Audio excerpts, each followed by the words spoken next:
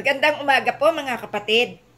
Napanood ko po itong balita sa Abante News Online, At ito po ay regarding kay Harry Roque. Si Harry Roque po ay may anak, 'di ba? May pamilya, 'di ba? Pero bakit ganito 'to? Talo pa ang babaeng hayop na hindi maintindihan. Ang kanyang mga pinagsasabi ay tila baga nanggagaling sa utak ng isang demonyita o demonyito. Ano po? Tingnan niyo po ito, Sabi, may bansag siya kay Senadora Riza Hontiveros at talagang ipinangangalandakan niya na siya daw ay nag-file na ng case para mapatalsik si Senadora. At pinipilit niya na si Senadora ay tanim ebidensya daw, At si Kibuloy daw, dahil daw dyan ay si Kibuloy ay naipakulong. Marami daw na perwisyo si Senadora Riza. Pero ang katotohanan, siya yung namimerwisyo ng todo at nakikipaglaban ng todo mula sa presidente hanggang sa senador. Ito nga, ang sabi niya, siya daw ay bona fide asylum seeker. Pero wala siyang lugar na mapuntahan. Wala siyang permanent address. Siya yung matatawag na NPA, no permanent address. Ang bastos po ng bunganga ni Harry Roque. Ito yung buhay pa, inuuod na, Ang galing!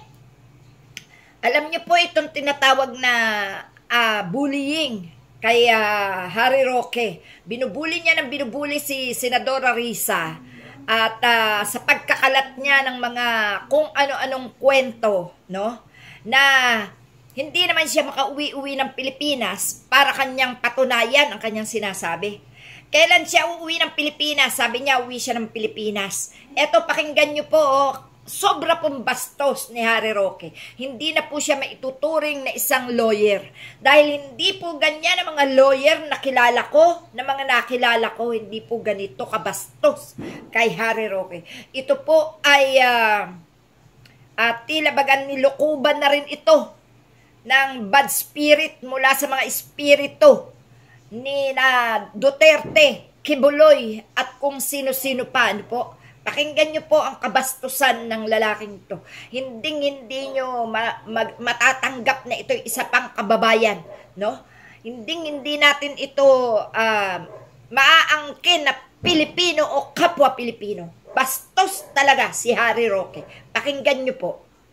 Ngayong araw, sasagutin ko lang yung mga paratang ni Riza Tanas Hontiveros. Unang-una po, hindi po ako pugante. Ang pugante po, ayon sa batas natin, ay isang tao na biglang lumayas o umalis ng Pilipinas matapos masampahan ng kasong kriminal. Napakatagal ko na pong wala sa Pilipinas bago po ako nasampahan ng tanim kaso. So hindi po ako pugante, ha? Hindi po talaga tugma sa akin yung tinatawag na pugante. Pero sa larangan po ng karapatang pantao, ako po isang asylum seeker. At alam niyo po, napaka-importante ng karapatan ng asylum para dun sa mga tao na ginigipit ng kanilang mga gobyerno. Dahil literally, it means a difference between life or death. So hindi po ako pugante, ako po ay bona fide asylum seeker. Siyempre, hindi maintindihan ito ng isang Riza Tanas Hontiveros kasi busy-busy sila nagtatanim ng mga ebidensya at mga peking testigo para gipitin ng ibang mga tao, mga kalaban nila sa politika. Alam nyo, nakakalungkot lang talaga dito kay Riza Tanas Hontiveros, nagmamalinis kasi siya. Parang siya lang ang malinis, siya lang ang magaling. Yung pala, karumal-dumal din ang gawain niya. Hindi naman po siguro para magsinungaling ang isang tao na nagtestigo na sa Senado, na nabayaran na, at isiniwalat ang katotohanan dahil sa kanyang konsyensya. So sana po, pag-aralan natin mabuti kung sino nagsasabi. Isang tao na hindi matanggap ng konsyensya ang pagsisinungaling at dahilan na nagipit ang ibang tao gaya ni Pastor Kibuloy, si FPRRD at si VP Sara, o isang tao na nagnanais maging presidente sa pamamagitan ng pagpapapansin kasama na ang pamimeke ng mga testimonya at ng mga ebidensya, hindi lang po sa Senado, kung hindi sa ating hukuman. Nakakalungkot po talaga kasi isa po siya sa pinakamataas na halalang taong bayan at ngayong alam na natin na siya po ay nagtatanim ebidensya, nagtatanim testigo, marami pa po siyang danyos na magagawa sa ating bayan. Kaya nananawagan po ako sa lahat, kinakailangan kapit-bisig po hanggang mapatalsik sa Senado ang mga nagtatanim ebidensya, nagtatanim testigo, at ako po ay nagbibigay-pugay dun sa mga naghain na ng ethics complaint laban kay Riza Tanas Ontivirus. Bastos, po? Napakabastos po ni Harry Roque, no? Sanay na sanay po siya sa sinatawag na tanim ebidensya dahil isa po yan sa kinonsinting niya sa gawain ni Duterte nung panahon ni Duterte. At ngayon, kahit na ganyan na siya, tago na siya ng tago, ay talagang mayabang pa rin magsalita pero hindi siya makauwi-uwi. Uuwi daw siya ng Pilipinas at haharapin niya daw. At hindi raw siya pugante. Ano ang tawag kay Harry Roque? Ha?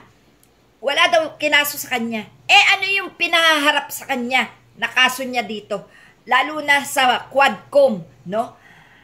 Hindi po biro-biro ang mga akusasyon kay Harry Roque. Kaya siya nagtago. Kaya siya kung saan bansa nagbabakasakali na may aampon. Pero wala din pong tumatanggap. Etong mga gantong klase ni Harry Roque, no? Na dati ayaw na ayaw sa mga Duterte, ngayon ay sipsip na sipsip, talo pa ang linta, ay talagang kasumpa-sumpa po ito bilang Pilipino. Abe, si Senadora Risa pa, ang kanyang babaliktarin, isa nga siya sa iimbestigahan pero tinakasan niya. Di po ba? At ayan si Kibuloy, nakakulong na. Dahil nga po, naimbestigahan na, napatunayan na. Si Alice Guo, napatunayan na hindi talaga Pilipino. Si Senadora Risa Hontiveros pa rin ang gumawa ng paraan para itong mga ito ay mahatulan at magawan ng leksyon, no? Mabigyan ng leksyon sa mga katarantadon. Ito si Harry Roque, inunahan na agad ng pagtakas, inuumpisahan pa lang siya imbestigahan, tinakasan na, at ngayon sa ibang bansa nagdadadaldal dahil iniisip niya siguro hindi siya mahahabol doon. Pues pag kumilos talaga ang batas ng Pilipinas, walang ligtas si Harry Roque. Talagang dapat si Harry Roque ay isa sa mabigyan ng leksyon sa pagkakataong ito dahil hindi lang pambubuli ang ginawa niya. Siya po ay sinungaling. Siya po ay nagbibintang. Siya po ay marami pong maisasampa si Senadora Risa Hontiveros sa kanya. Hindi lang yung mga DDS vlogger na fake news maker ang dapat nakasuhan. Pati na si itong animal na si Harry Roque, dapat yan, umpisahan na ng mga gaya ni Senadora Risa Hontiveros at suportahan natin yan mga kapatid. Dahil yung katulad ni Harry Roque, ang talagang kalawang na sumisira sa sariling bakal. Salamat mga kapatid.